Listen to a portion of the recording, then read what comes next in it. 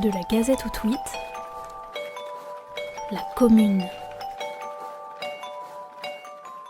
Connaissez-vous l'épisode de la Commune ? Cette séquence temporelle qui s'étend de mars à mai 1871.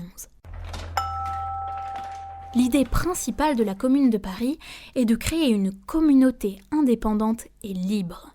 La population se retrouve dans différents lieux pour discuter de la situation, pour proposer des solutions, faire pression sur les élus ou aider l'administration communale.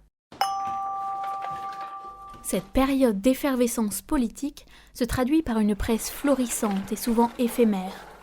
Plus que la bourgeoisie, les ouvriers sont des lecteurs passionnés des journaux. La grande majorité de la presse française est plutôt hostile à la Commune. Pour beaucoup de journalistes, elle n'est pas légitime. Ils s'y opposent car ils refusent la violence comme moteur de changement politique. C'est par exemple le cas de George Sand, pour qui le souvenir des révolutions de 1848 est trop prégnant pour qu'elle accepte de s'engager à nouveau dans un mouvement qui utilise la violence comme moteur de changement politique. Dans un premier temps, la Commune opte pour la liberté de la presse.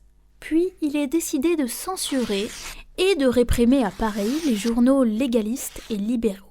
Peu à peu, les journaux qui attaquent la Commune ou la République sont passibles de cour martiale. L'affiche joue un rôle très complémentaire à celui des journaux. Accessibles à tous, elles permettent de s'adresser directement à un public. Ce sont des vecteurs d'information indispensables au débat public, mais elles peuvent aussi servir comme propagande. L'affiche d'hier, c'est un peu les réseaux sociaux d'aujourd'hui.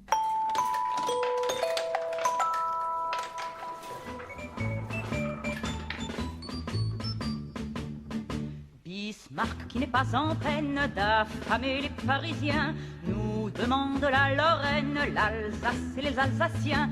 La honte pour nos soldats, des milliards à son service.